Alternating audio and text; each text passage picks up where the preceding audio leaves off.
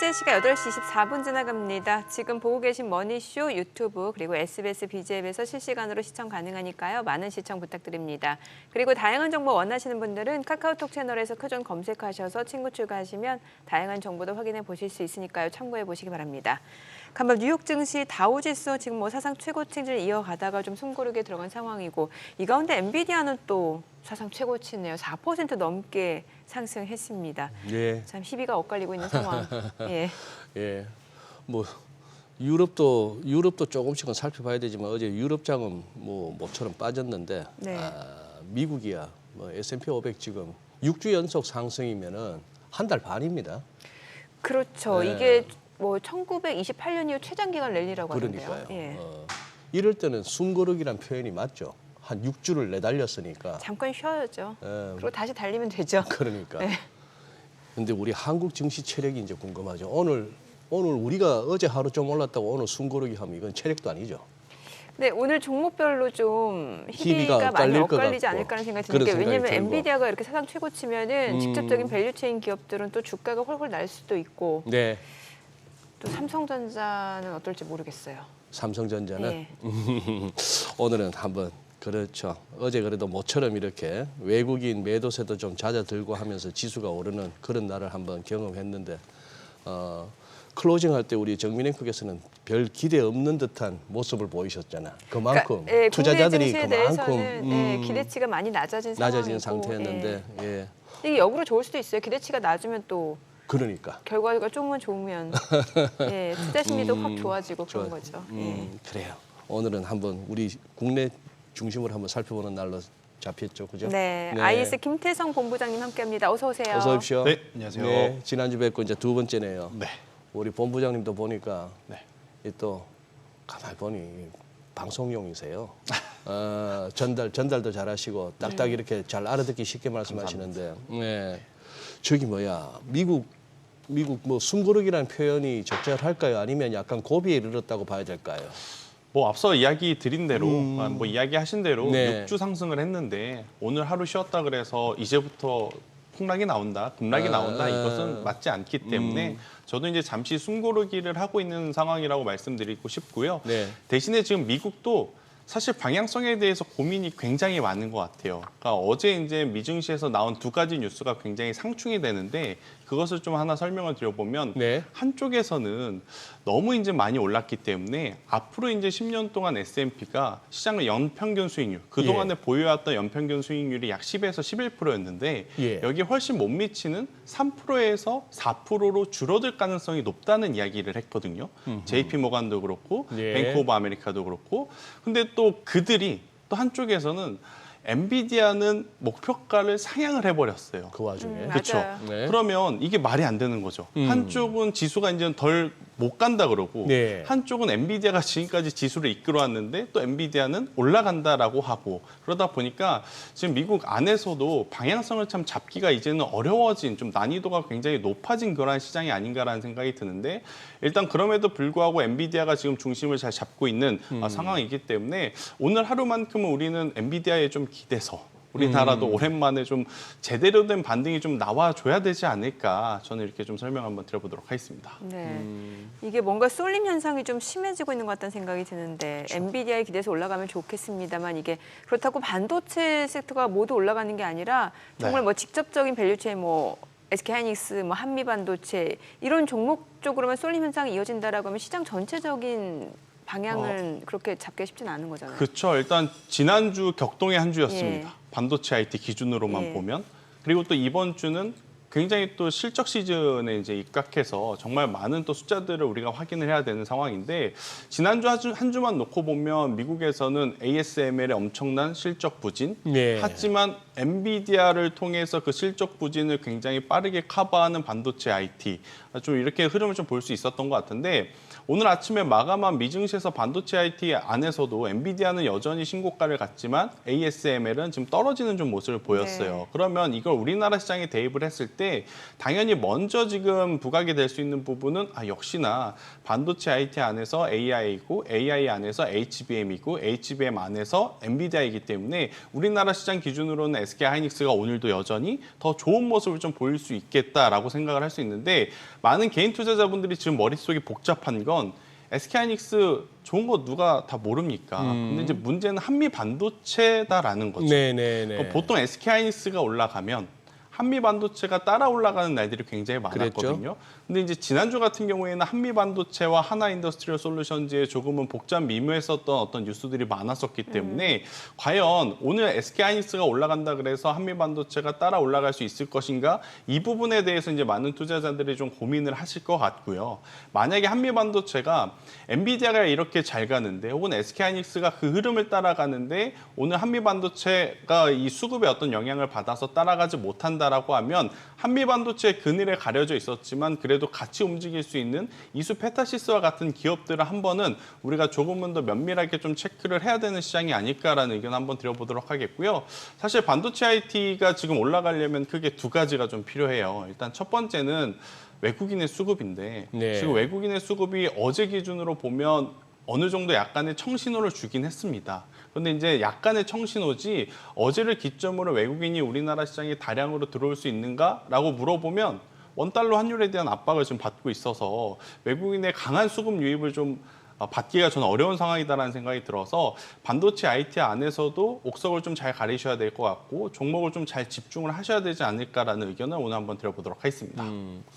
지금 김 본부장님 네. 좀 전에 말씀하셨던 한미 반도체 그 복잡 미묘한 네. 뉴스라고 하셨는데 우리 설명을 한번 드려볼까요? 우리 시청자분들 위해서 한번 조금 부연 설명해 주시죠. 일단 지난주 수요일부터 제가 좀 이야기를 드려보면 네. 장 마감하고 나서 언론 보도를 통해서 단독 보도였습니다. 이런 이야기가 나옵니다. 하나 인더스트리얼 솔루션즈의 이 TC 본딩이 SK 하이닉스 퀄테스트를 탈락했다라는 이야기가 나왔어요. 네. 그리고 나서 이제 시간회에서 경쟁사라고 했었던 한미 반도체는 급등이 나왔고요. 하나 인더 같은 경우에는 급락이 나왔습니다. 그런데 이제 하나 네. 인더가 그날 장 마치기 직전에 네. 이거에 대해서는 오보다 현재 퀄테스트를 진행 중이다라고 빠르게 답변을 했습니다. 그러면서 한미 반도체의 상승분을 어느 정도 반납을 했고 하나인더 같은 경우에는 하락분을 어느 정도 회복을 하고 마감을 했는데 네. 묘하게도 다음 날 한미 반도체가 실적 발표를 했어요. 예. 목요일 날. 근데 엄청나게 좋은 실적 발표를 해버렸습니다. 숫자가 엄청난 그렇죠. 네. 그러니까 하나인더를 보려고 했던 사람들도 일단은 한미 반도체가 워낙 좋으니까 한미 반도체 쪽으로 좀 움직여야겠다라고 생각을 하셨던 것 같아요. 그러다 보니 하나인더에서 공식적으로 아니다라고 얘기를 했음에도 불구하고 하나인더 같은 경우에는 하락 마감을 좀 했거든요. 네. 그러한 상황에 지금 하나인더나 지금 이 한미 반도체나 둘 다 지금 피해를 본 금요일 날의 상황이 흘러졌죠. 아하. 금요일 날 어떤 또 이야기가 있었냐? 그러니까 한미 반도체의 어떤 개별 악재, 하나인더의 개별 악재가 아니라 우리나라 반도체 산업에 지금 어떤 악재로 적용이 될 수 있는 부분이 엔비디아에서 HBM3 12단 설계 변경을 한 다음에 납품을 해달라는 이야기가 있었다. 예. 이렇게 되면 우리나라 반도체 장비, 부품, 소재 기업들 우리가 예상한 것보다 납품이 지연이 되면 향후에 이제 가이던스가 낮아질 수도 있겠다라는 이야기가 나오면서 금요일 날 전반적으로 이제 급락이 나온 거거든요. 예. 근데 이제 어제 같은 경우에 반도체 IT 다수의 종목군들이 회복은 했습니다. 예. 근데 유독 그 두 가지 종목은 이제 수급의 꼬임 현상이 나타나서 그런지 수급. 강하게 반등이 나오지 못하는 상황들이 연출이 됐어요. 예. 그래서 그 시선들이 사실은 다른 쪽으로 좀 많이 분산이 되는 그런 모습들이 좀 보였기 때문에 저도 오늘 반도체 IT 회복을 할 때 이 두 기업의 어떤 반등세도 꼭 체크를 하셔야 된다. 만약 이 두 기업이 오늘 반등을 해준다면 저는 충분히 강한 모습을 좀 보일 수 있지만 만약 오늘 이 두 기업이 반등을 하지 못하고 지지부진한 모습을 보인다면 그것도 SK 하이닉스가 강함에도 불구하고 그러면 또 다른 반도체 소부장주 쪽에서 수급이 몰리는 쪽을 우리는 체크를 하셔야 되지 않을까라고 제가 타임라인을 한번 정리 드려보도록 하겠습니다. 지금 말씀하셨는데도 아까 그 한미 반도체 처음에 네. 한화 그쪽도 단독으로 보도가 나왔다고 그렇죠. 하는데 요즘 이제 주식하시는 분들 사이에서 이 단독자 붙은 기사는 좀 조심해야 된다는 말도 있거든요. 저는 아예 보지도 않습니다. 아 그래요? 네. 그러니까 올해 여름부터였던 것 같은데 네. 여름에 단독 보도라고 하는 타이틀을 걸고 나온 뉴스 중에 가장 많이 우리가 속았던 게 삼성전자 HBM3 퀄 테스트 통과했다. 라는 뉴스였던 그 것 단독 같아요. 보도. 그런데 삼성전자에서는 그 단독 보도가 나오면 2시간 뒤에, 3시간 뒤에 혹은 이제 그날 오후에 네. 아니다라고 글쎄. 계속 해명 공시를 네, 냈었단 네. 말이에요. 근데 네. 그게 한두 번이면 모르는데 어. 지금 너무 자주 나오는 듯한 모습들이 좀 많아서 지금 반도체 IT에서 나오는 단독 보도는 저는 시청자분들이 웬만하면 좀 조심을 하셨으면 좋겠고요. 이 부분에 대해서 그러니까 단독 보도를 했는데 이게 틀렸다라고 하면 좀 빠르게 정정을 저는 좀 해주셨으면 좋겠다라는 이야기를 드리고 싶어요. 네. 그리고 심지어 네. 지난주에 더 복잡하게 일이 갔었던 이유는 모 증권사에서 예. 한미반도체 관련 리포트를 냈는데 예. 그 리포트 안에 그 단독 보도 기사를 복사해서 붙여넣어 버렸습니다. 이종까지. 네. 그러다 보니까 이제 투자자분들이 이거를 단순 해프닝으로 받아들여야 되는지 아니면 증권가에서는 이게 아니땐 굴뚝에 연기가 안 난다고 뭔가 문제가 있으니까 지금 이런 이야기를 하는 게 아니냐 그 작은 불씨가 아무래도 이제 투매로 지금 이어지는 그런 모습. 그러다 보면 하나인더 같은 경우에는 믿고 투자를 했던 분들은 정말 큰 피해를 좀 볼 그렇죠. 수밖에 없는 예. 상황이거든요. 그래서 이런 부분은 지금은 굉장히 조심하셔야 된다라는 의견을 한번 드려보도록 하겠습니다. 그러니까 오늘은 이제 한미반도체하고 하나 인더스트리얼 솔루션즈 두 종목 주가 네. 추이를 좀 보실 필요가 있다. 네, 맞습니다. 삼성전자는요? 일단 삼성전자는 사실 기대를 저도 많이 내려놨습니다. 아마 예. 많은 투자자분들도 같은 마음이실 것 같은데 지금 삼성전자 메리트가 있다면 장점이 있다면 딱 하나밖에 없습니다. 가격? 오만전자가 되었다라는 것 하나. 예. 그런데 여기서 이제 주가가 V자 반등이 나오려면 여러 가지 전제 조건이 있어야 되는데 그 조건 중에 하나인 HBM3 퀄테스트 통과 이야기는 어디에서도 지금 찾아볼 수 없다라는 게 가장 큰 문제다라는 거고요. 예. 일단 우리가 지난주에 ASML을 통해서도 TSMC를 통해서도 무엇을 확인할 수 있었냐면 레거시는 힘들다.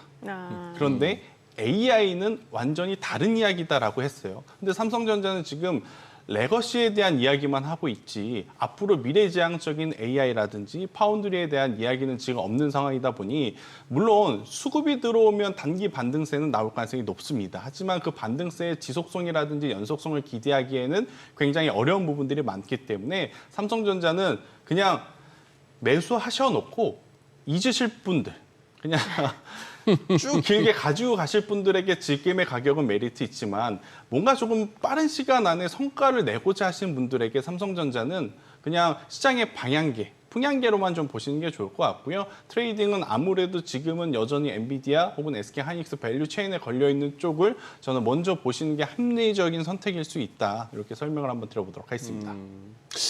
이게 대만 증시에 상장돼 있는 TSMC 주가가 묘하네요. 지난주 그 실적 나오고 나서 ADR이 미국에 상장돼 있는 ADR은 10%대 맞아요. 급등이었는데 그 다음 날 대만에서 그냥 한 5%대 그 정도였고. 근데 그러고 나서 주말 보내고 어제 네. 딱 전일 종가로 그대로 보합으로 끝나버리네. 더 달리지를 못하네요. 자, 여기서 이제 가냐 안 가냐의 이제 선택의 기로에 있는 것 네네. 같아요. 지금 TSMC랑 엔비디아랑 서로 니 탓이니 내 약간 갈등이 탓이니 지금 있죠. 하고 있죠. 약간 예. 둘이 안 좋다면서요. 그렇죠. 이제 블랙엘을 가지고 네. 지금 생산이 지연되고 납품이 지연되는데 예. TSMC는 너희들이 수율을 못 맞춰서 수율을 못 그렇죠. 맞췄어. TSMC는 너희들이 자꾸 설계 변경을 하는데 어떻게 우리가 수율을 맞춰주냐. 저는 이런 이야기를 하고 있는 그런 거거든요. 분위기. 네, 그런 상황에 사실 저는 엔비디아가 저는 개인적인 생각으로는 이렇습니다. 그러니까 TSMC를 조금은 본인들의 어떤 방향성으로 따라오게끔 길들이기를 하려고 그러는 것이 아닌가라는 생각이 들어요. 지금 이 구조에서 만약 삼성전자라든지 SK하이닉스라든지 새로운 어떤 부품 공급사가 예. 2원화, 3원화가 되지 않으면 예. 슈퍼을이 이제는 ASML에서 TSMC로 넘어올 가능성이 높거든요. 어허. 그렇기 때문에 지금 엔비디아는 그것을 좀 경계하기 위해서 자꾸 이제 TSMC를 좀 품질적으로, 수율적으로 괴롭히는 것이 아닌가라는 개인적인 생각은 하지만 일단 그것 때문에 가야 할 자리에서 지금 조정이 나온 하지만 또 그 조정을 빠르게 회복을 하다 보니 이제 투자자분들은 베팅을 해? 말어? 더 가져가? 아니면 손절해? 지금 고민이 많을 것 같은데 제가 지난주에도 이런 이야기를 드렸어요. 엔비디아는 가는 방향 그대로 따라가는 게 좋다. 우리가 미리 예단을 하지 말자. 그래서 엔비디아가 역사적인 신고가를 갔기 때문에 TSMC 또한 저는 충분히 더 올라갈 수 있다. 그런데 삼성전자는 TSMC 다음 2위 기업이나 그 격차가 너무 지금 큰 상황이라서 네. 삼성전자가 그 수혜를 고스란히 받을 가능성은 기대감을 좀 낮게 가져가고 우리나라 시장에서 대입을 한다면 여전히 SK하이닉스 쪽을 보는 게 더 유리하겠다라고 저는 설명을 드리겠습니다. 네. 저는 또 이쪽도 여쭤보고 싶은데 그 원전 쪽 있잖아요. 그 AI 데이터 센터 이게 가동을 하려면 어마어마한 전력이 네, 그렇죠. 소요가 될 수밖에 없는데 네. 그렇기 때문에 이제 최근에 보면 미국 쪽에서 뭐 뉴스케일 파워라든지 이런 소형 모듈 원전 쪽 이쪽도 굉장히 주가가 핫한데 네. 그 소형 모듈 원전에 대해서는 아직까지는 이게 실제로 가동이 되는 게 아니기 때문에 이 기대감만으로 올라간 거가 있기 때문에 조금 조심할 필요가 있다 이런 얘기도 있고 또 반면에 이게 기대감으로 이제 AI 데이터 센터 이제 시작이잖아요. 네. 그러니까 계속해서 또 주가 상승 모멘텀으로 이어질 수 있다 이런 의견들이 있고요. 저는 한 달 전만 하더라도 전자였었거든요. 아직 실체가 없다. 네. 예. 그런데 이제 9월 말 10월 들어오면서 예. 후자의 이제 생각으로 바뀌었는데 그 이유는 뭐였냐면 그동안에 빅테크 기업들 하나같이 똑같이 이런 이야기를 했습니다. 지금 우리 AI 데이터 센터 만드는 건 크게 문제 없다. 네. 근데 만들었는데 그거를 돌릴 전력이 그렇죠. 부족하다. 예. 이걸 어디서 어떻게 어떤 방법으로 공급을 받아야 하는지 고민 중이다. 이런 이야기들이 많았어요. 근데 그 이후에 직접적인 어떤 계약 체결 이슈는 없었거든요. 네네. 근데 이번에 구글을 통해서 그렇죠. 직접적으로 원전 기업과 어떤 전력 수급에 대한 계약을 맺었다라는 것을 확인을 하고 아 정말 그들이 말뿐만이 아니라 지금 데이터 센터를 돌림에 있어서 전력이 지금 가장 큰 화두가 될 수 있겠다라고 저는 생각을 해요. 그리고 이제 트렌드 자체가 우리나라에만 국한된 것이 아니라 저는 글로벌 트렌드가 지금 원전 쪽으로 방향성을 잡았기 때문에 저는 충분히 지금도 늦지 않았다라는 이야기를 한번 드려보도록 하겠고요.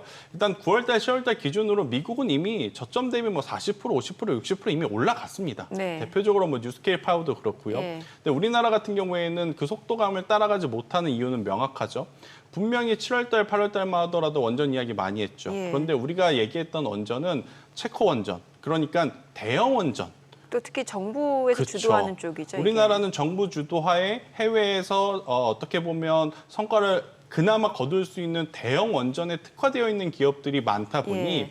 이 SMR이라고 하는 소형 원전이라고 하는 분야에서는 사실 두각을 나타낼 수 있는 기업들이 많지 않았거든요. 그러게요. 예. 하지만 이제 그 안에서도 그래도 SMR 관련한 종목을 좀 이어서 좀 체크를 해보면 두산 에너빌리티가 여전히 대형에서도 유일하고 소형에서도 굉장히 좋은 기술력을 갖고 있어서 두산 에너빌리티를 필두로 지금 많은 기업들이 움직이고 있다라고 좀 보시면 될 것 같고요. 일단 두산 에너빌리티는 체코에 두산 스코다 파워라고 하는 기업을 가지고 있어요. 네. 지금 우리가 체코 원전 이야기를 했잖아요. 네네. 왜 우리나라가 체코 원전 수주에 유리하다라고 생각을 했었냐면 가격적인 부분도 그렇고 그 낮은 가격을 왜 어떻게 만들어낼 수 있었냐면 두산 에너빌리티가 체코 안에 이 스코다 파워 그러니까 부품사를 가지고 있었기 때문에 이제 가능한 그러한 상황이었거든요.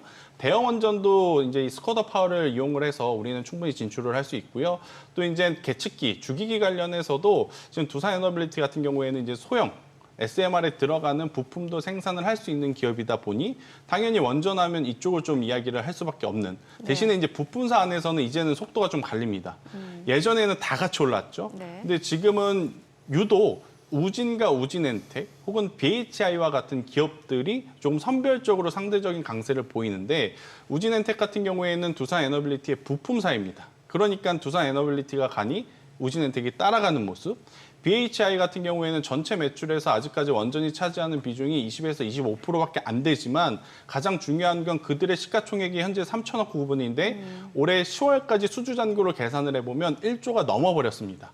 그러니까 시가총액 대비 수주 잔고가 이미 3배, 4배 지금 잡혀 있는 기업이라 이쪽은 거기서 나온 캐시카우 그러니까 현금 창출을 해서 원전에 투자할 수 있겠다라고 투자자들이 이제 많이 공감을 하는 것 같아요. 그래서 지금은 원전은 여전히 대장은 두산 에너빌리티를 보지만 부품사는 그 안에 맥락들을 여러분들이 면밀하게 좀 살피셔야 될 것 같아요. 그냥 예전에 갔으니까 이번에도 가겠지 그런 어떤 커플링 매매로 생각을 하셨다가는 낭패로 보실 가능성이 굉장히 높다 생각이 들고 있고요. 대형 원전 같은 경우에는 우리나라는 한전 기술이 수주를 해오면 한전 KPS가 설계하고 이거 하는데 소형 원전과는 관계가 없거든요. 그렇죠. 그래서 이제 상대적으로 소형 원전에 특화되어 있는 기업들을 추려서 그쪽으로 저는 베팅을 하시는 게 지금 원전 쪽을 보시는 분들에게는 굉장히 좀 합리적이다라고 설명을 한번 드려보도록 하겠습니다.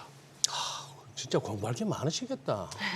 업종이 한두 개며 종목이 한두 개입니까? 그렇죠. 근데 툭툭 건드리면 다 그냥 자세한 설명이 나오시네. 많이 봤습니다.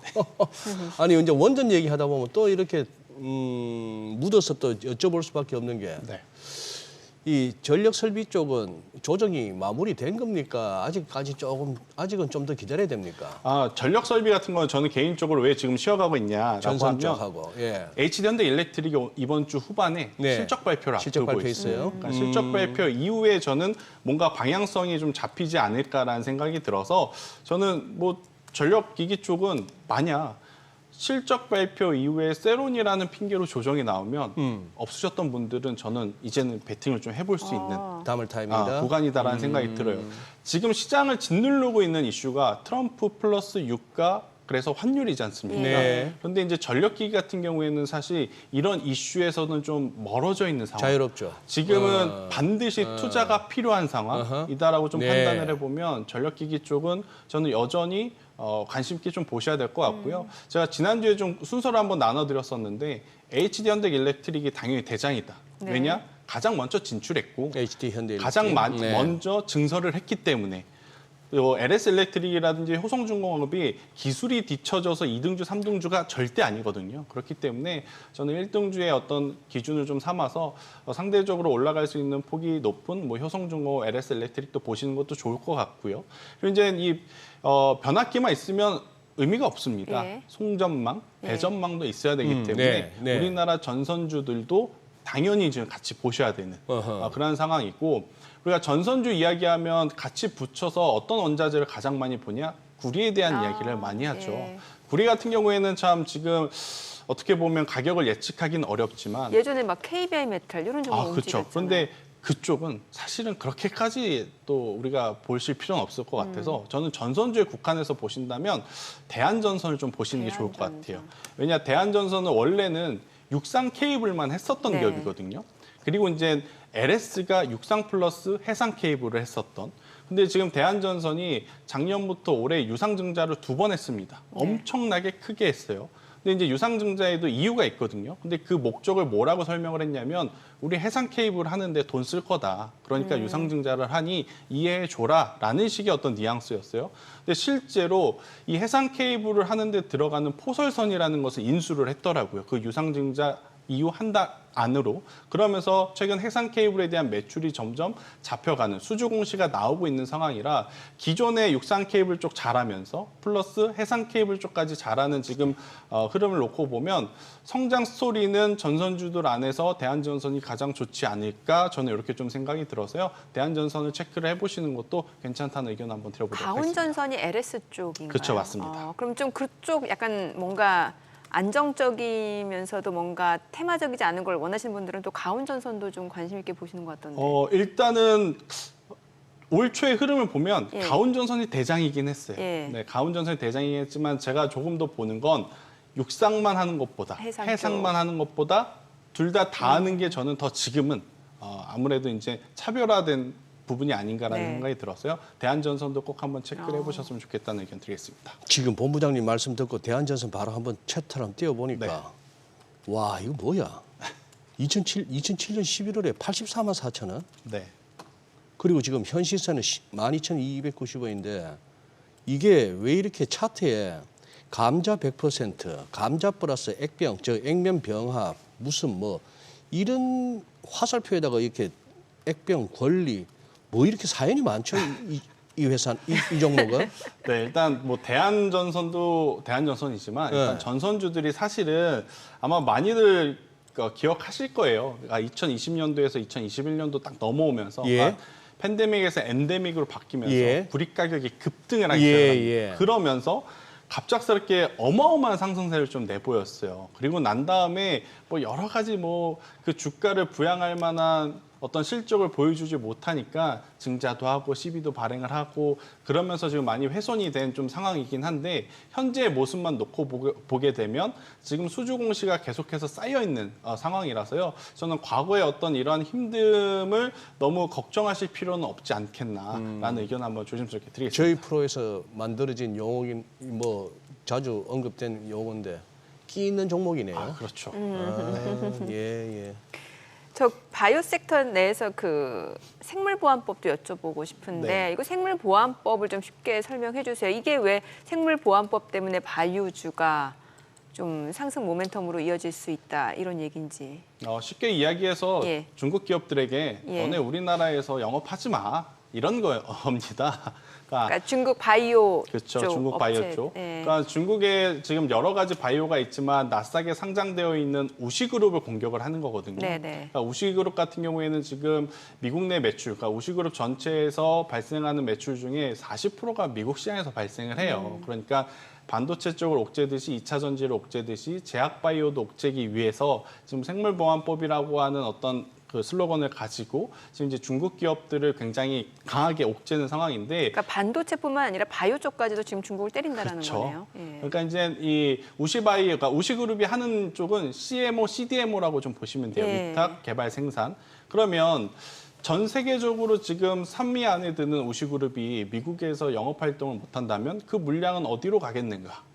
당연히 이제 우리나라. 그 외의 종목, 예. 4위군, 5위군, 6위군까지 이제 그 수혜를 받을 수 있겠다라는 이야기가 나오니까 우리나라 삼성 바이오로직스가 그러네요. 또 가장 큰 수혜를 받을 수 있다라는 명목하에 상승을 했고 실제로 이 뉴스가 나오면서 많은 분들이 설마 말뿐이겠지라고 생각을 했는데 2분기와 3분기 실적을 보면서 다들 아마 이제 생각들이 바뀔 겁니다.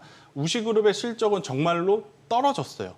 반대로 삼성 바이오로직스는 2분기부터 실적이 드라마틱하게 지금 빠르게 좀 올라가는 모습을 좀 네. 보였기 때문에 이게 단순히 그냥 립 서비스를 통해서 바이오 쪽에 들어오는 수급이 아니라 실제로 실적의 개선까지 바뀔 정도로 강한 수급의 이동이 일어나는구나라고 이제 투자자들의 생각을 했기 때문에 지금 이 생물보안법에 대한 이야기가 단발성으로 그치는 게 아니라 벌써 3개월, 4개월째 이어지고 있고 네. 관련 기업 중에 가장 대장 삼성 바이오로직스는 그 사이에 반도체 공백을 가장 말끔하게 메꿔준 그러한 섹터와 종목이 지금 된 상황이거든요.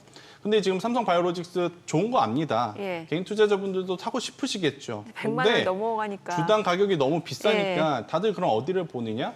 바이넥스라는 기업을 봅니다. 바이넥스. 네, 그러니까 CDMO, CMO 쪽에서도 대형사는 삼성 바이오로직스고 중소형사의 이제 대표적인 기업은 이제 바이넥스.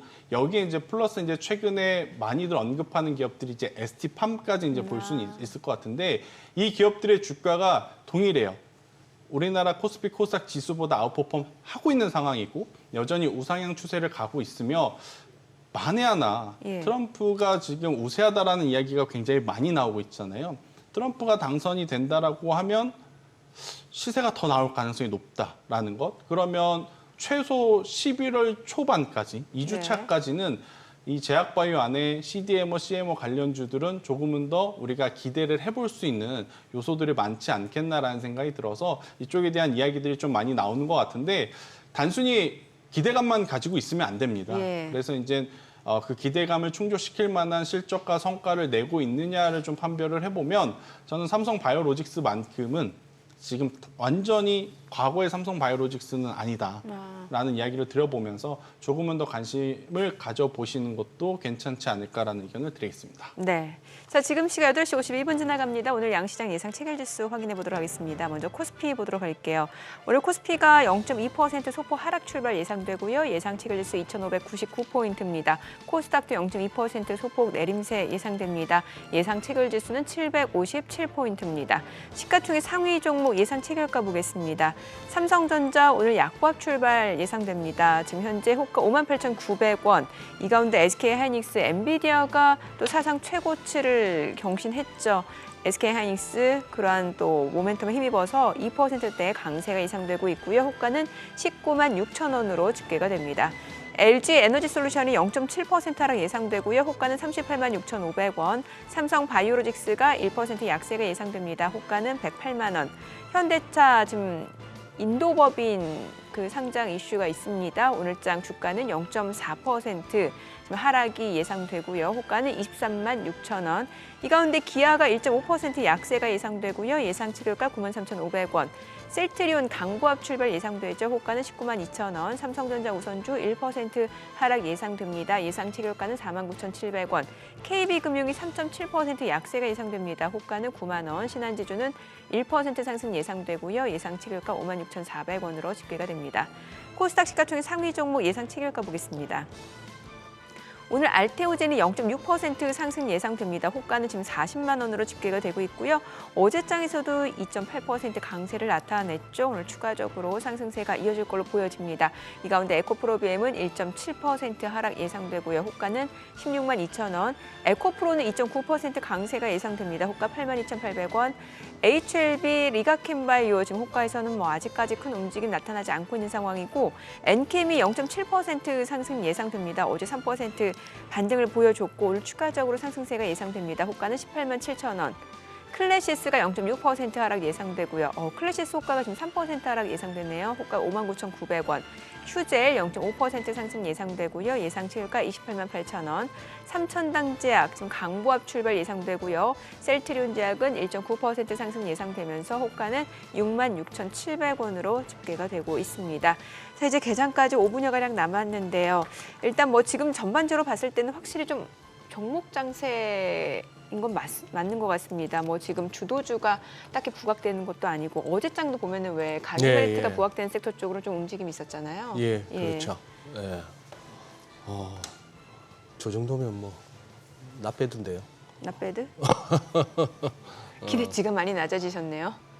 아니 유럽이나 미국 봐서는 그리고 또 어제 아시아장 전반적으로 봐서는 그리고 부양책 나온 거에 대해서 홍콩이 조금 실망스러운 반응 보였던 것에 비하면 우리 안 빠지면은 다행이죠. 이렇게 많이 약해졌습니다. 당연히 올라야죠가 아니고 안 빠지면 다행이죠. 이런 멘트가 나오니 기가 많이 죽은 거죠. 그러니까 시장 전체적으로 보면은 좀 지루한 횡보 장세인데 근데 또 지금 섹터별로 종목별로 따라서는 지금 굉장해요. 변동성이 엄청 커요. 변동성도 변동성이지만 아까 이제 우리 바이오 얘기하다가 말았는데 지금 리가캠 바이오 주주분들은 얼마나 신이 났을까요? 지금 이 종목 한번 지금 본부장님 한번 진단 한번 해주시죠. 지금 뉴스도 계속 나오고 호재라 할 만한 게 나오긴 나오는데 근데 주가 흐름은 아찔합니다 진짜. 그렇죠. 네. 근데 제약바이오 특성을 좀 고려를 해보면 특성상 이런 기업이 더 갑니다. 더 가요. 알테오젠을 생각을 해보고 유한양액을 생각을 그렇게 해보면 알테오젠이 지금 시가총액 1위 그렇죠. 기업이 됐어요. 저는 리아캠바이오도 확실하게 지금 어떤 성장 스토리가 지금 있는 상황이잖아요. ADC 표적 항암이라고 하는 기술, 항체의 어떤 링크 기술을 가지고 또 이제 이것들이 적응증들이 앞으로 점점 확대가 될 가능성들이 높습니다.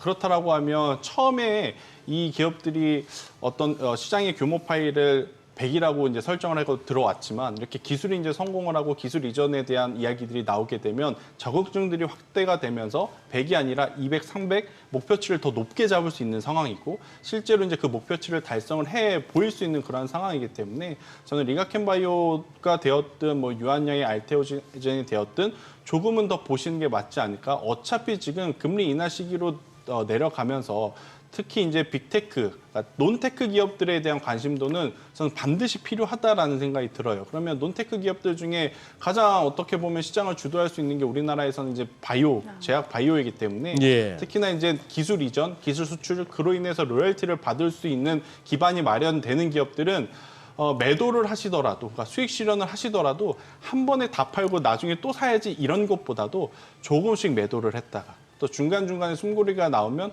다시 좀 샀다가 이러한 전략이 지금은 더 좋지 않을까라는 생각이 들어서 쭉 들고 가는 것보다?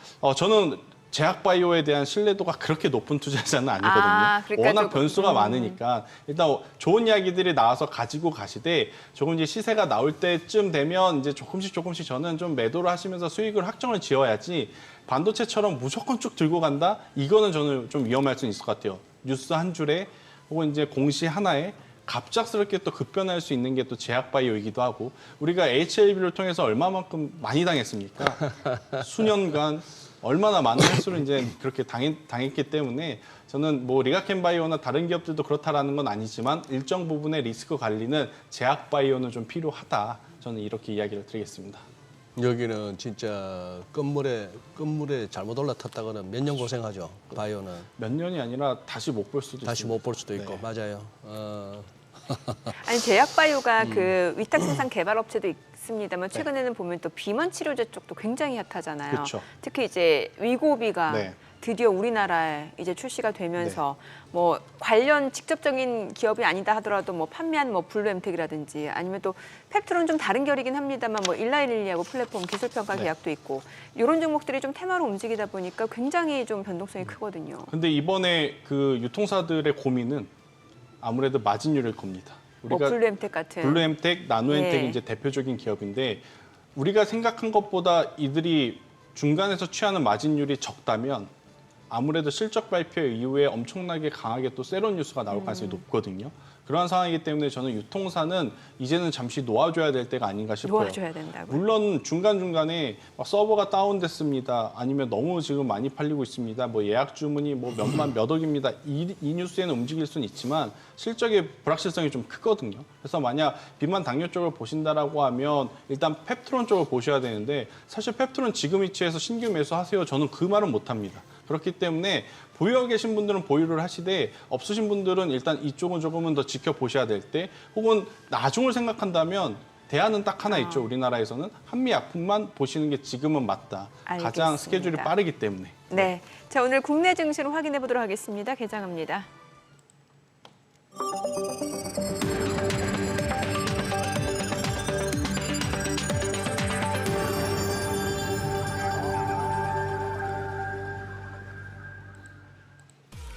네, 10월 20일 화요일 국내 증시 개장했습니다. 간밤 뉴욕 증시 다우지수 0.8% 떨어지면서 숨고르게 들어간 모습이었고요. 나스닥은 엔비디아가 좀 상승을 주도한 모습이었던 것 같습니다. 엔비디아 4% 넘게 급등하면서 사상 최고치를 경신하는 모습이었고 지금 전반적으로 미국에서는 이제 상장사들의 실적에 대한 기대치가 많이 낮아진 상황이고 경기는 탄탄하다는 측면에서 미 연준의 금리 인하 속도가 좀 나타날 수 있다. 그렇기 때문에 이제 10년물 국채 수익률이 4%를 넘어서고 있는 상황입니다.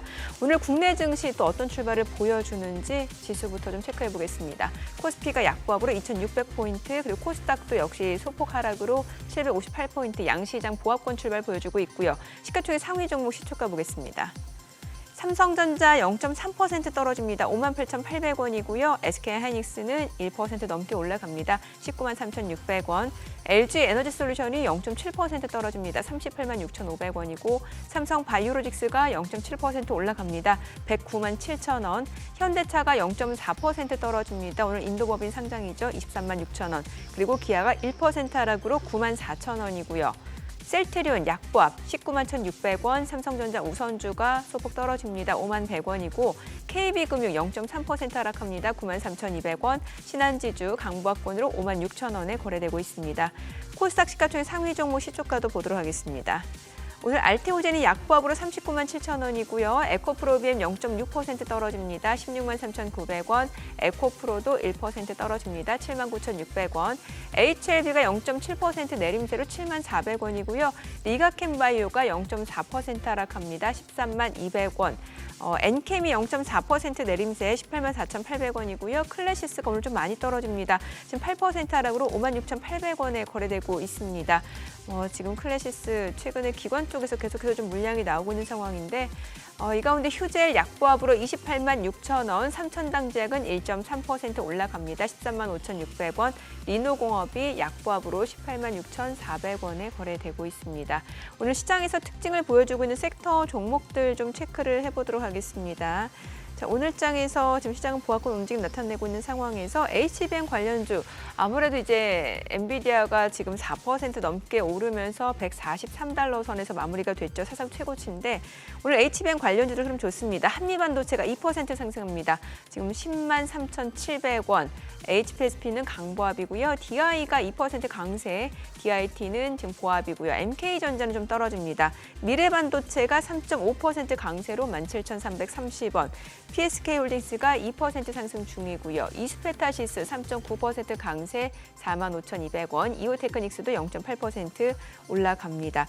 앞서서 이제 저희가 뭐 체크포인트로 하나 인더스트리얼 솔루션즈 주가도 좀 보시면 좋을 것 같다는 말씀 드렸는데 오늘 1%대에서 등락이 좀 이어지네요. 지금 1% 하락으로 39,000원 선 중심으로 흐름이 이어지고 있습니다. 한미반도체는 올라가고 있는 상황이고요. 자, 그리고 오늘 또 HBM 관련주 외에도 오늘장에서는 지금 방산주들 흐름이 좋습니다. 한일단조가 9% 강세입니다. 2,495원이고요. 제노코가 3.6% 강세 15,250원, 하나 에어로스페이스가 0.6% 상승 38만 4천 원이고요. LIG 넥스원이 2.5% 올라갑니다. 26만 1천 원. 현대 로템, 한국항공우주도 1% 상승 중이고요. 풍산도 1.4% 올라가면서 7만 1,400원에 거래되고 있습니다. 한화 시스템도 2% 강세 보여줍니다. 19,000원 선에서 움직임 이어지네요. 자, 오늘 방산주들 흐름 좋고 그 밖에는 글쎄요. 양자암호 쪽도 움직임이 나타나고 있는데 엑스게이트가 16%, 17% 급등합니다. 5,730원.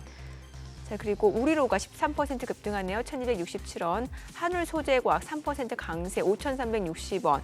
KCS도 7% 강세입니다. 자, 지금 보시다시피 예전에 양자암호 쪽에서 움직이던 종목들과는 지금 좀 교체가 좀 이루어지고 있는 상황이에요. 그러니까 조금 소외됐던 쪽에서 다시 한번 또 매수세가 좀 유입되고 있는 모습이라고 보시면 될 것 같습니다. 자, 지금 시각 9시 5분 향해 갑니다. 수급 상황 좀 체크를 해보도록 하겠습니다. 오늘 유가증권 시장에서는 개인 투자자 순매수 보여줍니다. 777억 원 순매수고요.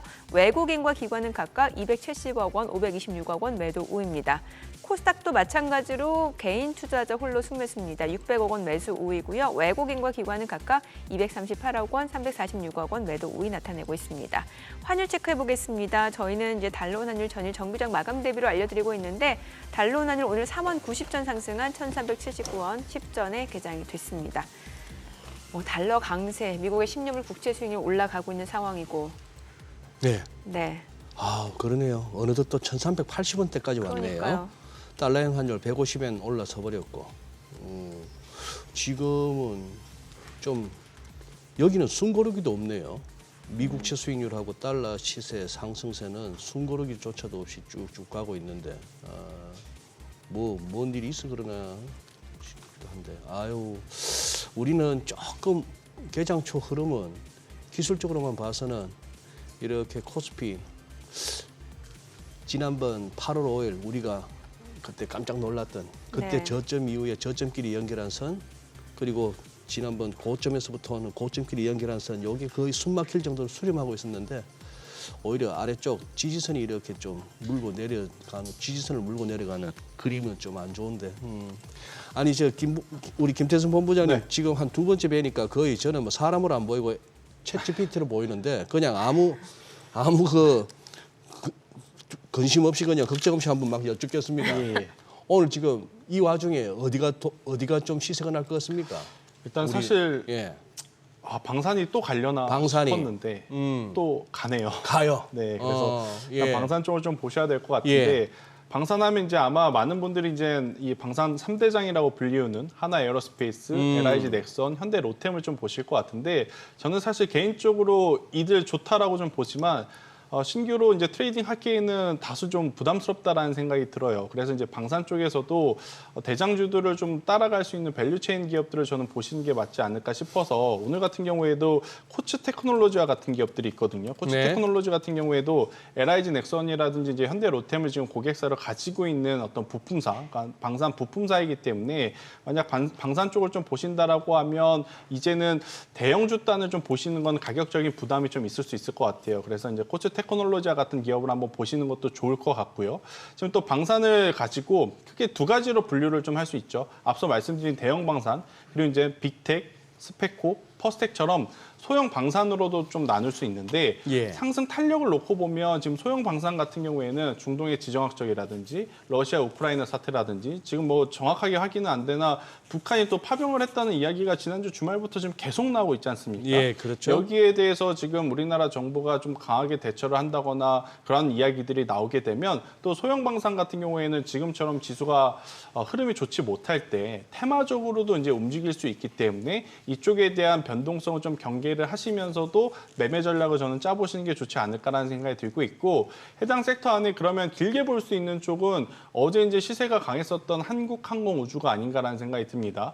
어제 이제 한국항공우주 같은 경우에는 이제 싱가포르 쪽에서 이 전투기 관련한 어떤 입찰이 있었는데 로키드 마틴하고 한국항공우주 지금 두 기업이 이제 경쟁한다라는 이야기가 좀 있었어요. 그러다 보니까 어제 상대적으로 다른 기업들이 조금은 상승 탄력이 둔할 때 한국항공우주만 유난히 어제 강했었던 상황이라서 그 흐름들을 이어간다라고 하면 저는 오히려 지금 편안하게 우리가 좀 볼 수 있는 쪽은 한국항공우주가 아닌가라는 생각이 들고 있고 제가 또 계속 구리 가격 이야기를 좀 했지 않습니까? 네. 구리 가격과 연동해서 또 방산 쪽에 볼 수 있는 기업은 크게 두 기업이 있습니다. 풍산, 한일 단조. 그러니까 네. 안정성을 원하신다면 풍산을 보시는 게 좋을 것 같고요.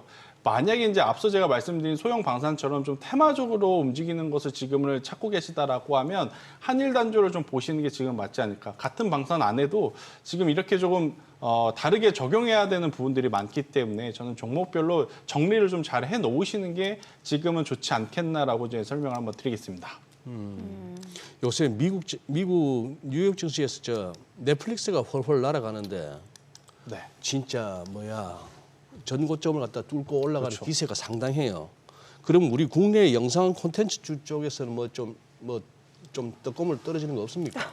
저도 넷플릭스에 돈을 내는 소비자로서 네네네.